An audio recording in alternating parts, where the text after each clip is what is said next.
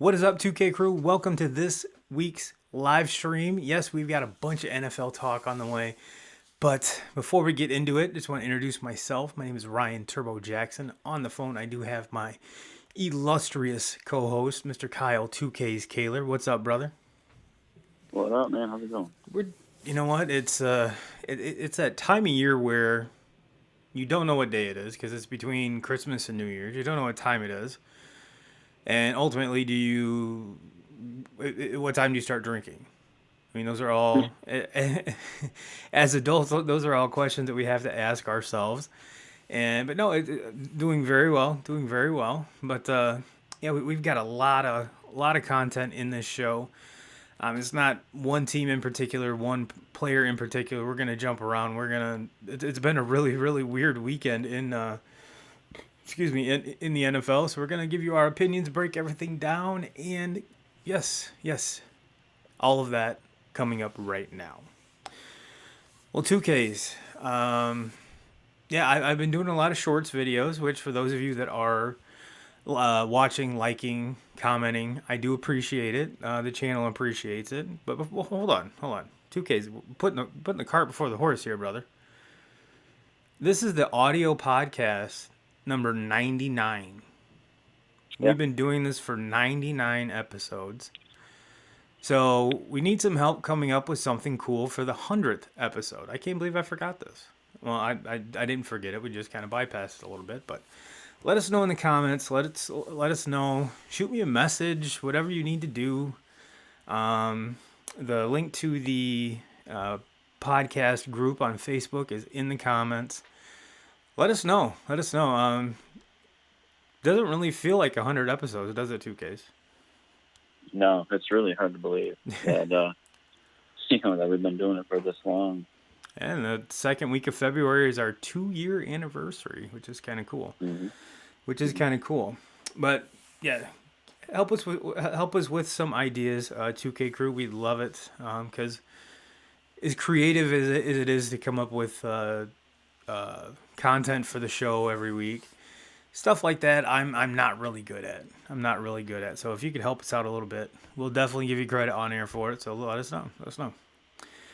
But yeah, I've been doing a lot of these, usually one a day. If you don't know what shorts are, they're like the YouTube equivalent of TikToks. And what I do is I go on every day and just kind of give you just a hot take. They're 60 seconds or less. And a lot of them, the ones that are kind of blowing up right now are the NFL shorts. So we figured, what the hell? We'll bounce around, give you some NFL content, and kind of use some of those as a guide and kind of expand on them a little bit. I mean, why not? But yeah, 2Ks, the one that's been garnering the most attention are the shorts from, I'm not going to say me bashing the Pittsburgh Steelers, but kind of commenting on how underwhelming they've been. Let's put it that way. Mm-hmm. And that's, in my opinion, that's being very generous, because to break it down, granted, they won today. They beat which is a good Colts team. Don't get me wrong. But they fell behind and they had to come back and win. But for a time there, it looked like they were the worst 10-2 team ever, or whatever their record was at that time that I made the shorts. And my God, there's a lot of Pittsburgh fans out there that were saying, I mean, they were jumping all over me. So let's kind of, I'm not going to say break down the Pittsburgh Steelers 2Ks, but they start out like gangbusters. And I'm pretty sure you called it, because you're like, well, I need to see him play somebody. Well, they started playing somebodies, and they started playing like nobodies. I mean, that defense that was a steel curtain, for lack of better terms. Obviously there was some injuries with James Conner there, but still, they have more than qualified backs to kind of fill his spot. And they've got a great receiving core, and on top of that, proven veteran in Ben Roethlisberger, which might be showing some of his age. I'm not chalking it up to, I'm not forgetting about that. But give me your thoughts, your opinions, and where you see this team going in the playoffs, 2Ks. Yeah, I'm still not. I know that they came back this afternoon and were able to pull it off against the Colts, and a pretty legit Colts team too. Yeah. But I'm still not. I'm still just not sold on them.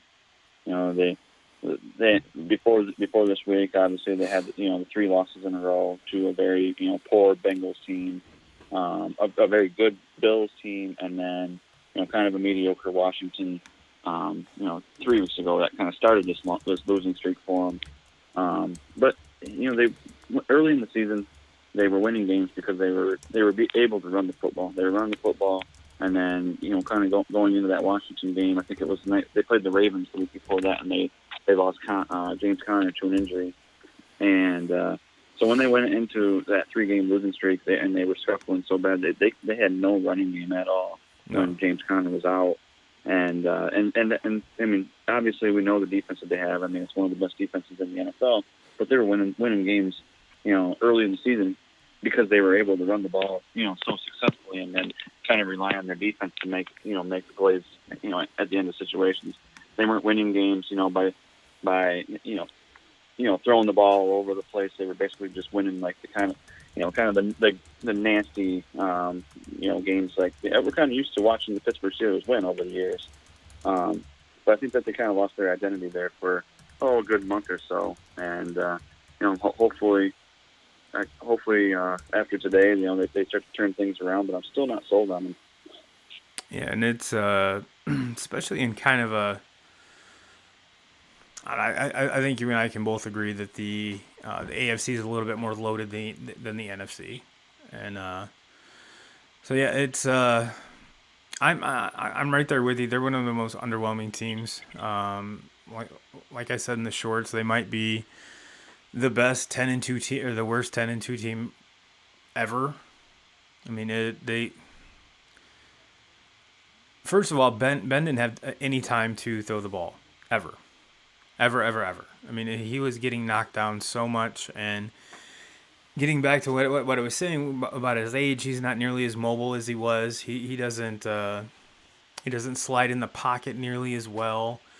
I think he still feels the pressure from everybody, but he doesn't react to it nearly as quickly as he can. And it's, I don't know. You're right. That team is predicated on the running game. James Conner being out did hurt them, but I didn't think it would fall off that bad to where it was. But then again, I think too that with the offense scuffling was putting more pressure on the defense. They were on the field longer, which led them to give up more points than they're used to. So I think those are all factors in what goes into it. And then you add on to that I'm gonna call it a distraction, just because I think it was I don't know if it was taking away from his play on the field. I can't really tell you, but it's kind of T.O.-esque. When T.O. would go on when he was with the Eagles, go on the Dallas Star and put the ball there, but Juju Smith-Schuster was doing these TikToks of him dancing on the logos of the opposing team when they were playing there, and it just happened to coincide with this slide. Again, I'm not saying a dude making a TikTok pregame is causing the whole team to scuffle, but when you're struggling that much and your team's on a slide, you look at everything that's happening differently now than when you were winning. And if this is something that's happening differently, it has to come up. It has to, they have to have a conversation, and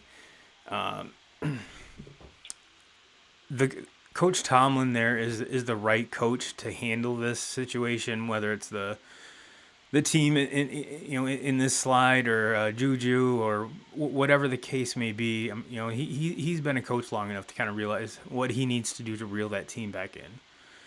And I think you saw that today. The evidence is there. The proof is in the pudding. If you want to use that analogy, but you saw a team come out of halftime just on fire.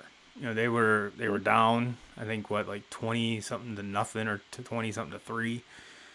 And every time the bottom line came across the TV, they were getting closer and closer and closer. And you're like, all right, well maybe they're actually going to do it, and they did. Mm-hmm. And they did. So hopefully this is the catalyst they need to move forward and be. I still think it's a long shot for them for the Super Bowl, but I think they can make some noise in the playoffs if the right Steelers team shows up. If. Yep. And today they get Connor back, Mm-hmm. and it was a whole different football team. I know that Connor didn't have the big game, but I think he ended up having 18 carries at the end, and we didn't see that the entire time that he was out. There was nobody. Pittsburgh was just not running the football. They were trying to put it in Roethlisberger's hands and let him throw the ball all over the place, and he's not that quarterback anymore. Roethlisberger 5-6 years ago, absolutely he can do that back when he had Antonio Brown with him. But it's different now. It's not the same roster, and it's not the same Roethlisberger. They have to have the running game, and now with Connor coming back, we're going to see. I mean, they're going to face Cleveland, a very good Cleveland defense next week, who potentially could be a matchup for them a first-round matchup for them in the playoffs. Absolutely. So, we're going to see. I think we're going to get a very good gauge of it next week. How they look in the Cleveland game. Obviously, beating the Colts, who are another playoff team today. Hopefully things are going back in the right direction for them. But as far as I remember 3-4 weeks ago we were talking about them being the only team in the AFC that could compete or possibly beat Kansas City. Mm-hmm. I don't know. I don't think that they're there for me anymore. I actually have Buffalo ahead of them, and maybe even Tennessee. Yeah, and finally, after all of this, Juju Smith-Schuster kind of controversy, I guess you could call it. He goes out and has himself a game. I think he has a touchdown and almost 100 yards. So he put up. He put up. He did his part. So it is going to. It's going to be kind of cool to see what they do next week. Because like you said, they're going up against the Browns. However, the Browns were the Browns today, and had 4 or 5. I think they only had one healthy receiver, if that, and they lose to the Cody Brazeman powered Jets, and I was kind of shocked when obviously last week when the Jets beat the Rams. And not only did they beat the Rams, they totally flushed the number 1 pick down the toilet. So I guess at this point, fuck it, let's win out. Might as well, right? Yeah, I mean, might as well at this point because we already know that Trevor Lawrence is going to be a Jaguar. Yep, with Jacksonville's loss to Chicago, today sealed up their number 1 pick. So maybe I'm almost positive it's gonna be Trevor Lawrence, but you never know. It is Jacksonville. They could shake it up and go Justin Fields, or with them a receiver. Who the fuck knows? But yeah, even though the Browns were lacking almost every single receiver, losing to the Jets is kind of But like I said, the Jets are playing with fucking house money. They don't give a shit. They have nothing to play for but that game that day. So fuck it, let's go out and win. And it's for a team that sucked for so long. At least these last 2 games, you've kind of got a glimpse of. They're playing with a little bit of pride. Yeah. Playing with a little bit of pride, and at this point, going into last week, obviously, going into the game last week, they were 0-13, and still didn't have the win yet, and then, were able to beat a very good Rams team, and then follow it up today with another victory. It's showing. I mean, it's hard. It's hard to find that pride when you go 13 games in a row at the highest level. You're talking about the NFL. This isn't like Rocket Football losing 13 games. This is losing 13 games at the highest level.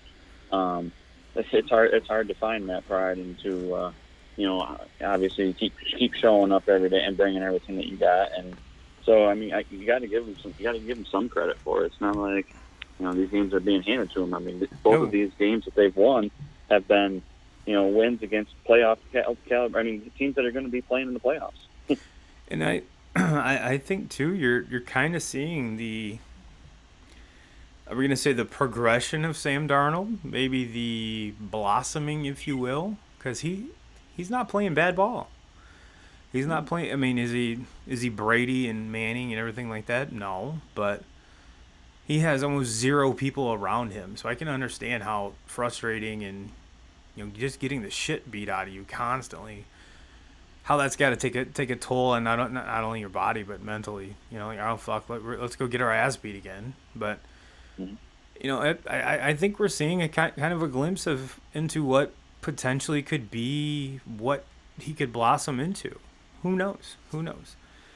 But I do think it's good for the Jets organization to kind of see this, to see, all right, well, we're going to have the 2 or 3 picks, so where do we go? Do we stick with Darnold? Do we take the quarterback that's left from either Justin Fields or Trevor Lawrence?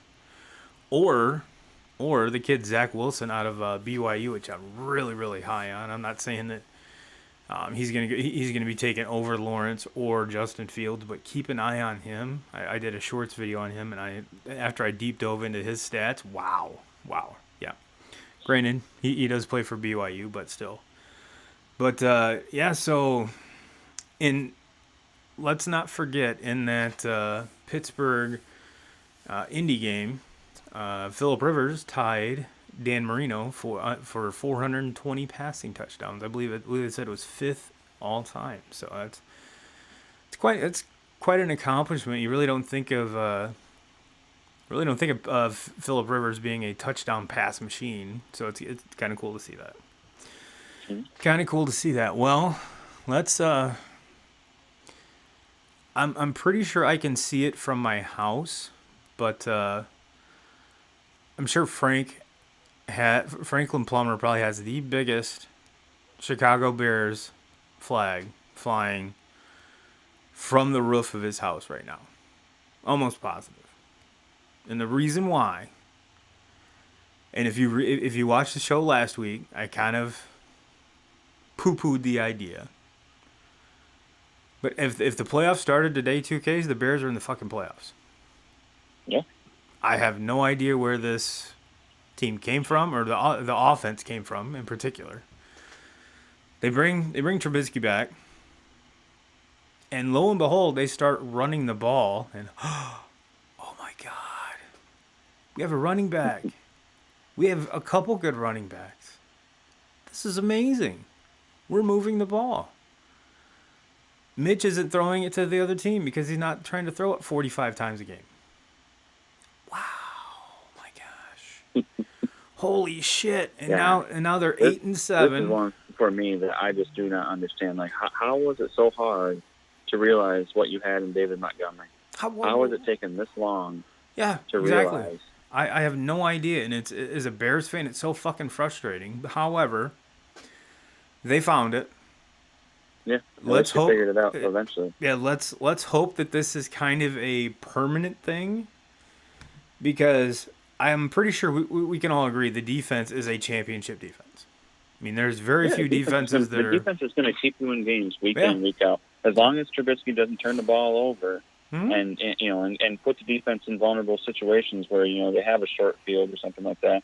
If they can just be the typical Bears team that everybody's used to watching for years and years. The defense just handles it.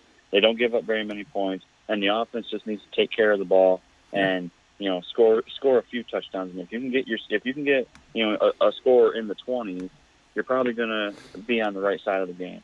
That's just how it always has been for the Bears. And then have very good special teams, have a good kick returner, have a good punt returner, and be able to make field goals. And that's how you're going to win games. But run the fucking football. There should never be a game with this Montgomery kid where he doesn't get at least 20 carries. Oh, I totally agree.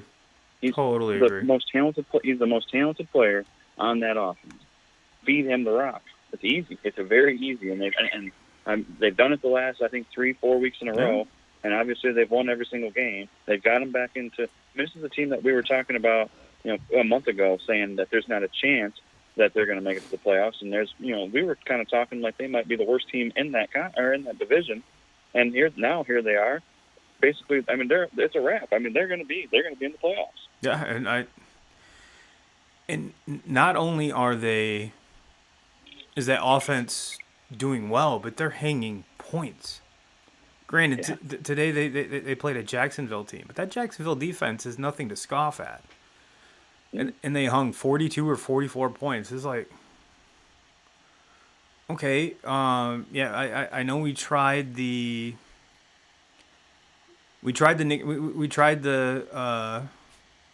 Trubinsky, brought him back, made him the starter right out the gate. That didn't work. So then we went to Nick Foles, and Nick Foles was hot garbage from just right from the get. And then he got hurt, went back to Mitch. And then that's when like the light bulb went off. It's like, oh, we've got these running backs on the roster. A couple of them are actually pretty good. Mm-hmm. Let's give them a shot. Yeah. Let's give them a shot. To me, the game next week is going to be a big one for them. It's for the Bears, and it might not be big for Green Bay. Green Bay's obviously, where they're sitting at 11-3. They got the big game tonight. Mm-hmm. We'll see what happens.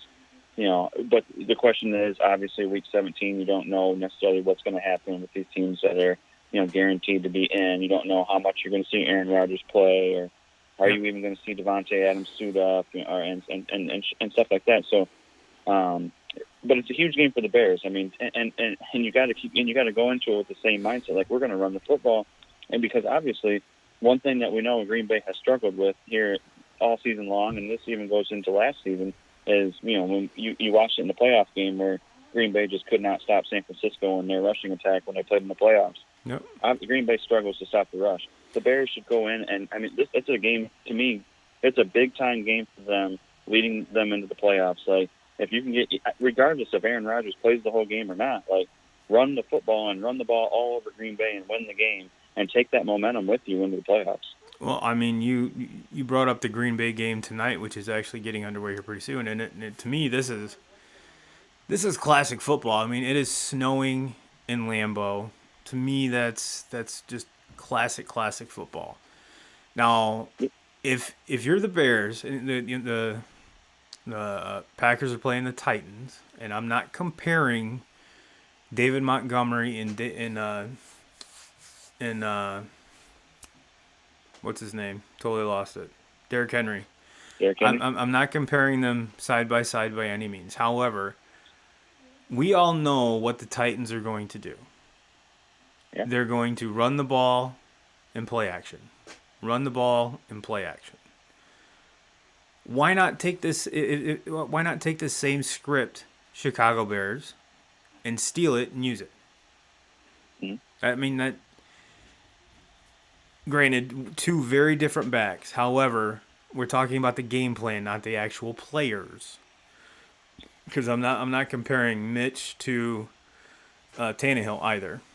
So, just take this playbook, run it, run it. Why not? And excuse me. For those of you just joining us on the stream, we are just doing like an NFL roundtable here. We're kind of going around talking about what's happened over the weekend, all the playoff implications, some of the weird stories that have come out, some of the good stories that have come out, and one of the weirdest games I saw, 2Ks, was the Kansas City game today. That was weird. Mm-hmm. That was a weird game. I believe it was Kansas City, Atlanta, and Kansas City did not look sharp. I mean, they came away with the win, which is the most important thing. However, just a lot of people not on the same page, it looked like. It looked like they were rusty for whatever reason.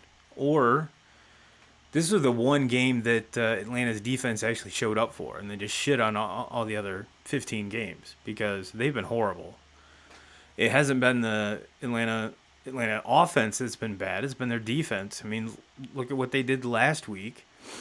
Matt Ryan should have handed TB12 a loss, but again, that Atlanta defense could not hold TB12 and they actually lost. And there's been a lot of games like that this season where Atlanta's defense has just been hot garbage. And then all of a sudden, they're playing the number one team in all of football in the Kansas City Chiefs and actually almost shut them down.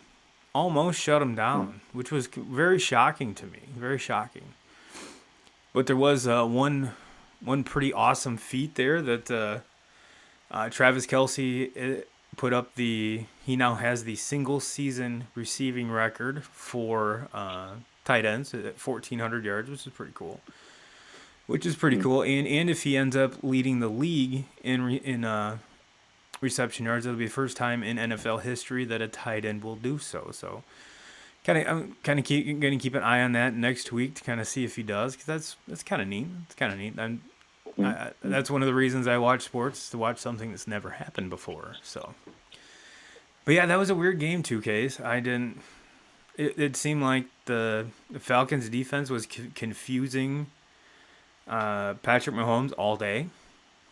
And a lot of people could say, well, Clyde Edwards-Helaire is out, but they have a stable of running backs. I mean, look at the receiving core. I mean, there should really be no reason why anyone's stopping them.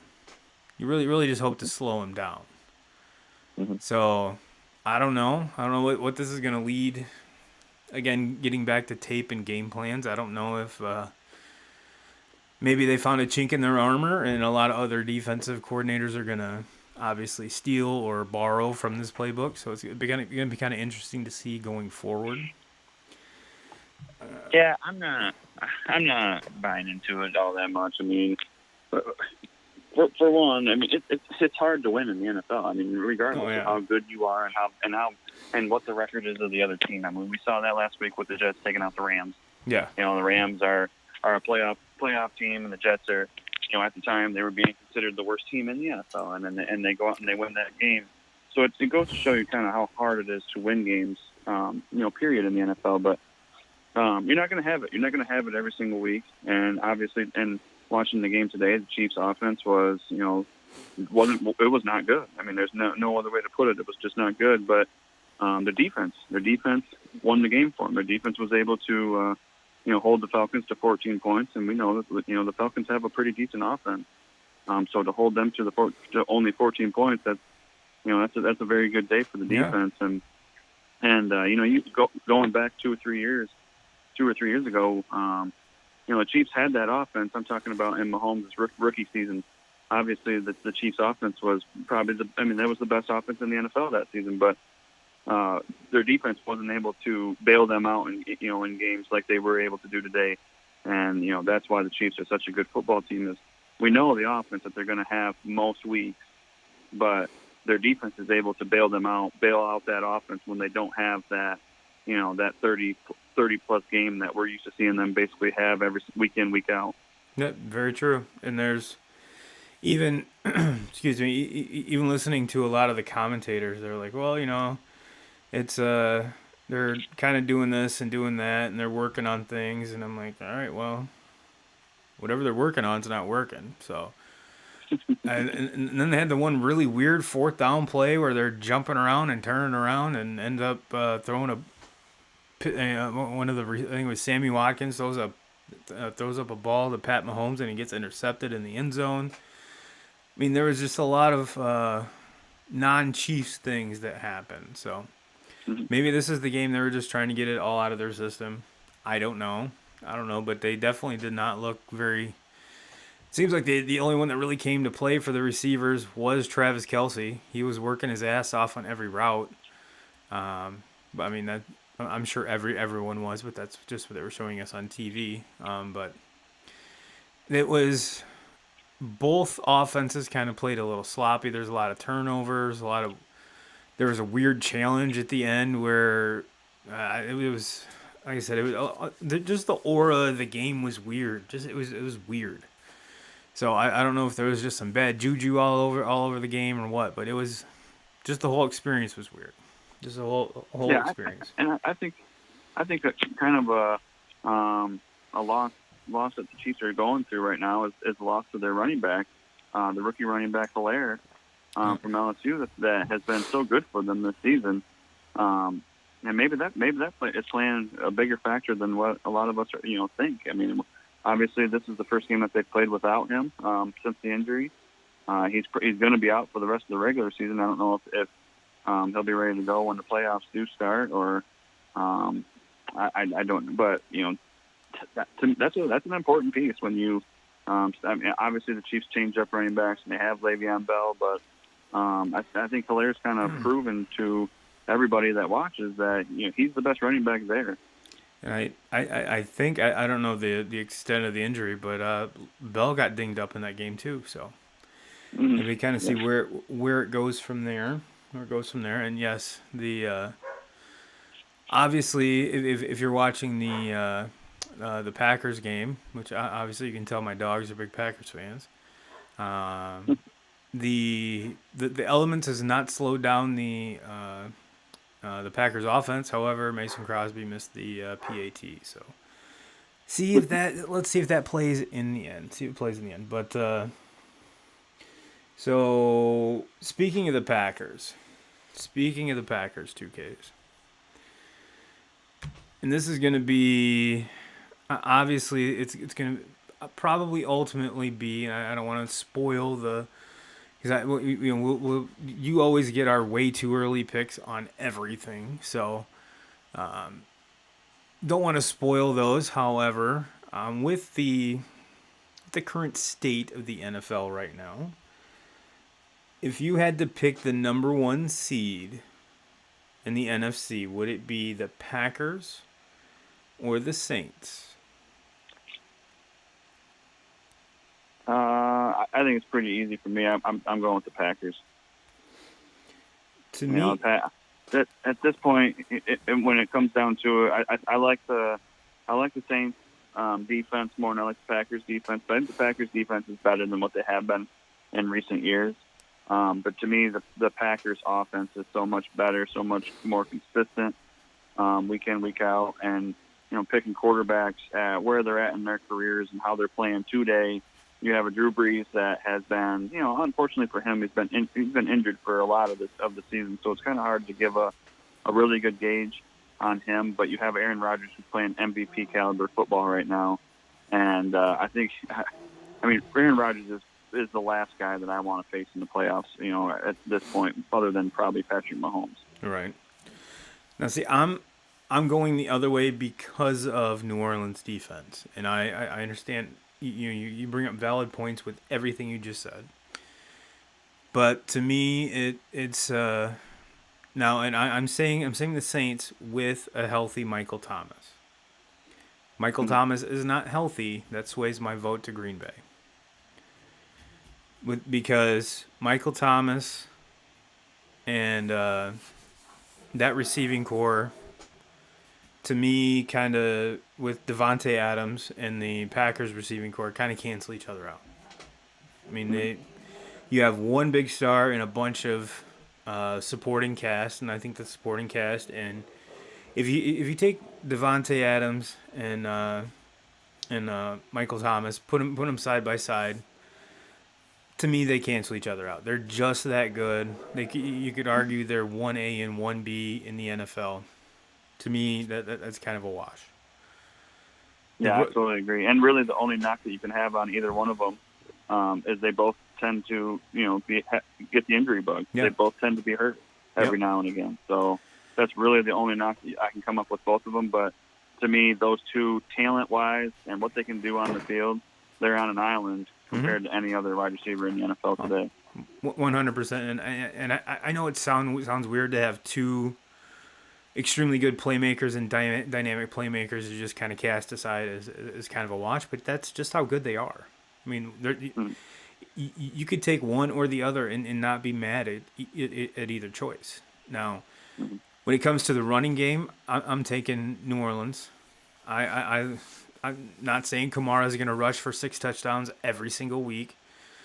Just the week that I play the gentleman who has him in our fantasy football league, he decides to hang 6 fucking rushing touchdowns, but that's neither here nor there.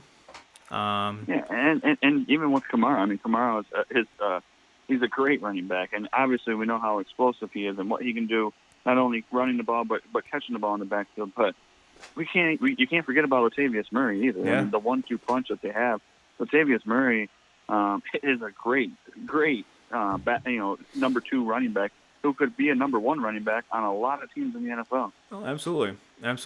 And you're seeing the last 2 games where I think all of us were expecting the Saints offense to run through Kamara in Drew Brees' absence.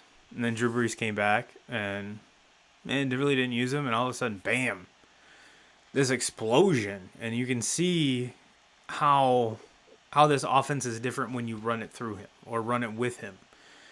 And to me, that's kind of the hinging point in that Saints offense. And I think that's the linchpin that puts the Saints offense over the top of Green Bay, even with an aging Drew Brees compared to, I'm really not sure Aaron Rodgers is going to get old, because it just seems like he just keeps getting better with age, which, you know, a lot of people said that with Brady too. And so definitely not with Peyton Manning, but and I think these last 2 weeks are so important for Green Bay, as far as winning the, you know, they want to win the NFC, and because they want that home field advantage. I mean, sure. That, to me, we've had plenty of times this year with maybe because the fans not being there, the home field advantage is not that big of a deal. But when you start talking about playoff football at Lambeau and how cold it is and the snow, and there's nobody better at playing in that kind of weather than Aaron Rodgers. Oh yeah. You know, so that's why to me it's huge for Green Bay. You know, no matter what, New Orleans has home field advantage. They're playing inside. Yep. I mean, that's going to be, that benefits both quarterbacks on both teams. And kickers and special teams the home field and advantage. everything. Yes, when the home field that Green Bay, or the home field advantage that Green Bay gets playing in Lambeau, you know, there's nobody better playing in cold weather than Aaron Rodgers. No, and that's a very, very valid point. I hadn't thought about it that far yet, but yeah, I 100% agree with you. Are you either playing in a dome or are you playing in the cold? And yep. that's that to me. You know, I'm glad you brought that up, because there hasn't been a home field advantage, I would say, for any of these teams, just because the weather hasn't been crappy. And now, like, I got it up on the TV right now, and it's snowing there. Mm-hmm. And they just showed a picture of Derrick Henry's cleats with all the snow packed up in them. So yeah, I mean, I didn't even really think about that. So yeah, that's definitely a valid point. But that's getting back to my choice. That's kind of, you know, the New Orleans defense. Defense will keep you in games. Mm-hmm. And if Drew Brees runs that offense through Kamara, I think that puts them just a little bit ahead of Green Bay. Not to say that Jones is a bad running back. I'm not saying that. I'm just saying that I would if I'm taking and starting a team, I'm picking Kamara before Jones. So that's kind of my thought process on the whole thing. But it's going to be a tight race. I mean, I think this could go. I think this could go either way. Like I said, it's definitely going to. It's going to pan out shortly. So excuse me. Yeah. Apologize for my gassiness, everyone. But and you're right. Facing Aaron Rodgers in the playoffs is probably not high on anybody's list. Not high on anybody's list. So, like I said, this is the fun time for the NFL. Obviously, getting locked down for playoffs and everything cool like that. So, let me check the list here. 2Ks. So yeah, Tom Brady. I know we go from kind of extreme to extreme, but we were talking about good quarterbacks, and now we're kind of, for lack of better terms, what most people would say, the GOAT. Going to the GOAT. And I think I heard a stat somewhere that he's reached the playoffs every year he's been healthy since 2002 or some shit. The The only year that he missed the playoffs was when he tore his ACL and Matt Castle was the quarterback.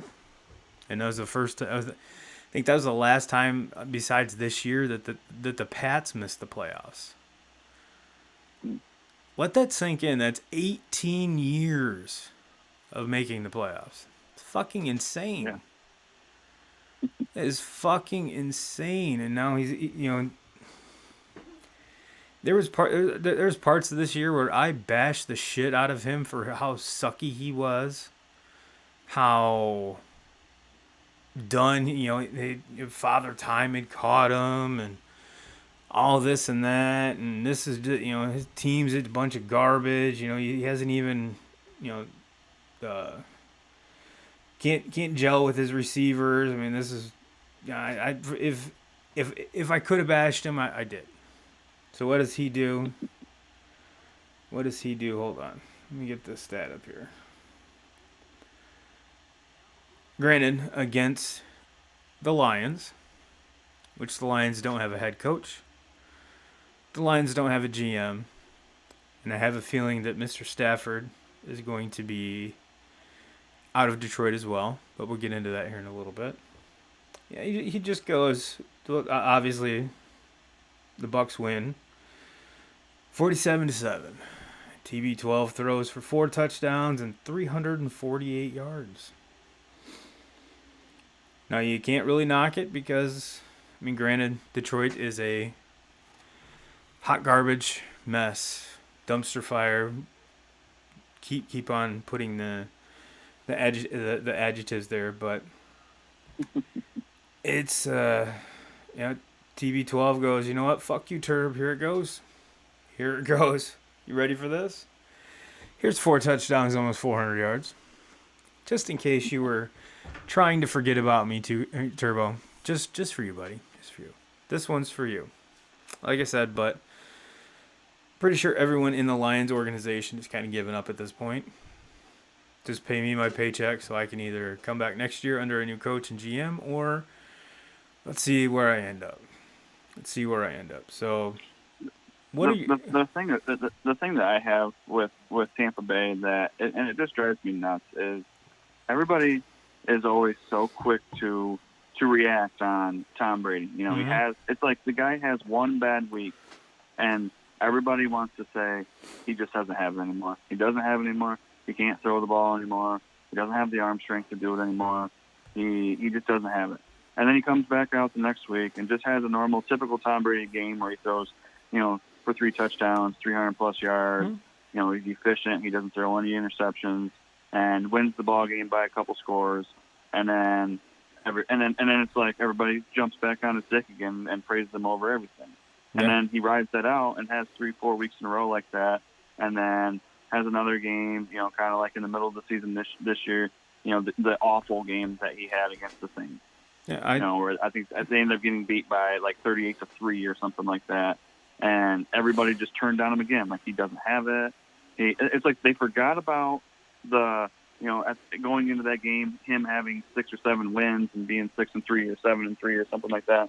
Everybody forgot about that. It was they react on the one game that they got blown away by a very good Saints defense, and they just didn't have it that day. Yeah. And everybody reacts to it like he's done. He can't do it anymore. Like, and that's what Brady feeds off of. When somebody tells Tom Brady that he can't do it anymore and that he's too old and that he's done, like Julian Edelman used to sit on the fucking sideline and scream in his ear, "You're too fucking old. You're too fucking old." Mm-hmm. Because that's what Brady needs, is for someone to tell him you're done and you can't do it. Because then he's gonna make you look like a fool and eat your words the next week. Do you think and that's how it is? Do you think part of it too is he spoiled us on how good he actually is? Absolutely.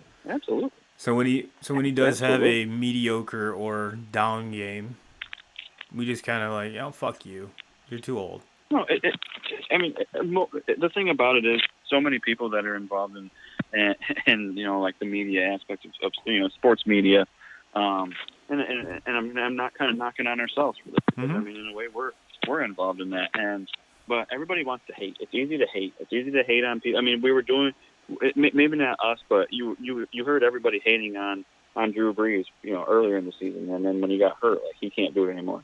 That's bullshit. You bullshit. The guy can't do it anymore. And at one time, people were saying that Taysom Hill is the better option than Drew Brees. Like, are you fucking kidding me? Like, do you watch football? That was my question for him. You know, and it was just like, but it's so easy to hate, and I think that because that's what makes a story. When you see somebody like a Tom Brady or a Drew Brees, a future Hall of Fame quarterback, or Aaron Rodgers. I mean, I can remember 2 years ago, everybody wanted to count Aaron Rodgers out. He was done. Aaron Rodgers can't play quarterback anymore. Oh yeah. And it's like, because that's what makes a story, is being able to talk about these future Hall of Famers like they can't do it anymore.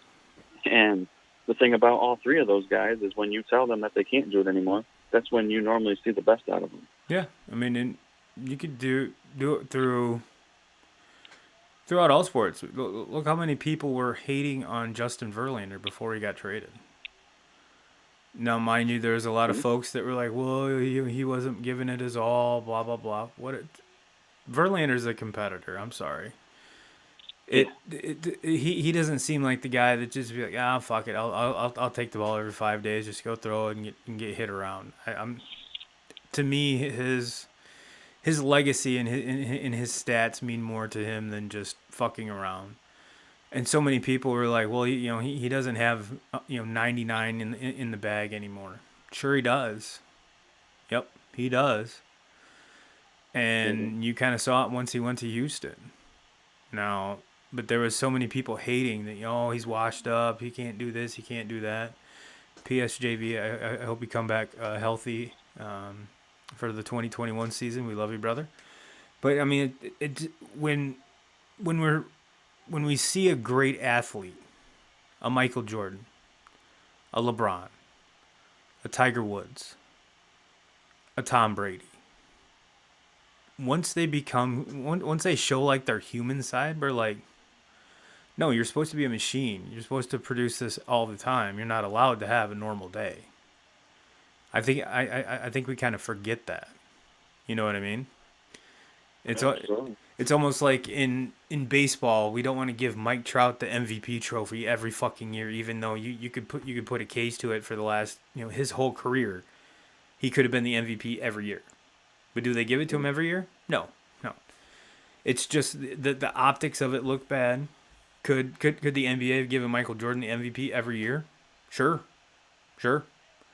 Aside from the first couple, but once he hit his stride, sure, he could have had 10 in a row. But did they? No. Just because of the optics, it would look bad. It would look bad. So speaking of, we're going to go from greatness down to the not greatness. I mentioned the Detroit Lions, or some folks call the Detroit Lie-Downs. And that's exactly what they did against the Bucs. However, in 2Ks, I know you're not a Lions fan. However, we live in Michigan. We hear the rumors. We hear should they move on from Matt Stafford? Should they move on from Matt Stafford? And I'm pretty sure you and I have been two of his biggest proponents saying Matt Stafford is not the reason this team is losing fucking football games. There's too many other holes out there. Matt Stafford is an excellent quarterback. If I was starting a team, I wouldn't bat an eye at signing Matt Stafford for the right price. Being a Bears fan, I would love to put him on the Bears. Fuck yes, let's go. However, I think and you and I haven't talked about this, so this is going to be kind of fresh to your ear holes, but I think it's time. I think it's time to seriously consider moving Stafford. Now, hear me out. Whole new coaching staff, whole new GM. Moving Stafford for the right price, getting draft picks to fill the holes that you need. Right now, with a new regime, in my opinion, is more important than keeping a Matt Stafford on your team. Again, I'm not saying Matt Stafford's a bum. I'm not saying Matt Stafford does not deserve to be a starting quarterback. I'm just saying his value would be better off on another team and getting draft picks in exchange. What are your thoughts? Yeah, I 100% agree. And I 100% agree with that statement. And there's so many more holes to address before they worry about, it's just not their average. Are you still there? Yeah, can you hear me? Yeah, I can hear you now. You're cutting out a little bit. Oh, no, but no, I was just saying, 100% I agree that it's time to move on. I just think there's so many other things that the Lions need to address. That they could address and they were able to move because there's a lot of teams that want Matthew Stafford. I mean, there's so many things to like about him. He's a very good quarterback. He's a very good person. He's better than. Yeah, exactly. And he's better than majority of the quarterbacks in the league. We've never really got a fair chance to see that out of him because he's never really played on a very good football team. No. But the situation I think is perfect for both of them too because I think nobody. I think nobody, I don't think there's anybody in the NFL that can make a better case for Stafford that he would benefit or they would benefit more from a scenery change than Matthew Stafford. Like, get the fuck out of Detroit. It's obviously been shit your entire career in Detroit. Yeah. Get out of there. Get out of there. There'd be no bad feelings. You're not stepping on anyone's toes. If you're going to do it now. Don't wait 2 years. Do it now. Now, with that being said, where does he go? I guarantee there's 7 different teams that would line up to acquire his services. Absolutely. I mean, there's going to be teams that could possibly look at, could look at taking a quarterback in the draft, but then there's the possibility of. Maybe use that high draft pick on a player, somebody that helps your defense or somebody that helps your offense, and then go after a guy like Stafford who is what you're going to get out of Matthew Stafford, and with the exception of Trevor Lawrence, I'm hard pressed to take anybody in this draft over Matthew Stafford. Obviously I know the age it plays a huge role in. I mean, Matthew Stafford, 30. He's got to be just over 30 years old. Probably right around 30. And then obviously in the draft, you're going to be going for a kid who's 20, 21 years old. So, yeah, when you want to start start a dynasty or you want to have that young quarterback that you're going to have for years, and especially not going to have to pay him that Matthew Stafford-like contract. Sure. For a little bit. But, man, it's hard to, you see some of these older quarterbacks, like, for instance, Phillip Rivers, just a solid quarterback, but for him to find his spot with the Colts this year, and I guess the Colts haven't been great, but they're a playoff team. They're a playoff football team. 10-5. How many of these teams are right on the edge of being a playoff team, but they need a quarterback? Yeah. And it's just, I don't know. I look at teams like the Denver Broncos. 100%. I think about them. They have such a good defense. I mean, how many games have you watched them this year where they hold teams into the teens or they hold them into the low 20s and they lose the game because they just don't have a quarterback? Yep. Man, I just can't help but think you put a guy like Matthew Stafford who's going to score points for you in that situation with that good of a defense, the success that you could have. I look at the Rams. I mean, this Rams football team is so good. Their defense is arguably right up there with the Pittsburgh Steelers defense. But their offense they're going to go as far as Goff can take them. Yep. And that's not very far. Jared Goff is just not an NFL. He's not a good NFL quarterback. He is not. I don't care what anybody says. He might have 1 week where he just kind of lights it up, and then it follows up with 3 or 4 very poor games, and that's what happens. And that's how you lose to a team like the Jets because you play like shit. So I think about Matthew Stafford in that situation. He would be so good in that Rams offense with all those weapons around him, and then having that good of a defense. So there's going to be teams coming from every direction that are going to be interested in him. So, yes, absolutely. I mean, the list goes on. You look in the same division as him. I mean, I think the Bears would love to have a guy like him. As a Bears fan, I'd love it. Are you kidding me? Yeah. I mean, he's such a good quarterback. You look at some of the really good. I mean, you look at like a situation. How many more years do you have Drew Brees? Mm-hmm. How many more years do you have of him? So that's you look at the plans for after Brees is gone. Yes, yes, exactly. So the list goes on. Like there's so many teams that are going to be interested in him, and I think that's what makes it even more the reason why the Lions should look into trading him is because there's going to be so many teams that are interested in him. Oh yeah, and that's only going to draw up the price. Oh, I couldn't agree with you more, and that's why I said. And I preface this whole thing with you and I have always been Stafford fans. He's not the reason that Detroit makes up ways to lose. So you're getting a quarterback that's almost consistently thrown for 4,500 or 5,000 yards, without a running game. Without he had Megatron there for quite a while, but he's done it with bad receivers. I mean, probably without for the most part without a running game, a shitty offensive line, and a spotty defense. So he's been the only consistent part of that team. You put him on a just like you described, there's so many other teams that they lack consistency in the quarterback position, and that would make their team so much better. So much better. Mm-hmm. And the one that extremely intrigues me is both Denver and San Francisco. Now, I know the San Francisco one is probably a little bit more outlandish because obviously Jimmy G's been hurt pretty much all year. Hell, the whole team's been hurt almost all year. Let's be fucking honest. Mm-hmm. You get that whole team back. What do you do with Jimmy G? Do you maybe they package Jimmy G in a trade to Detroit? I don't know.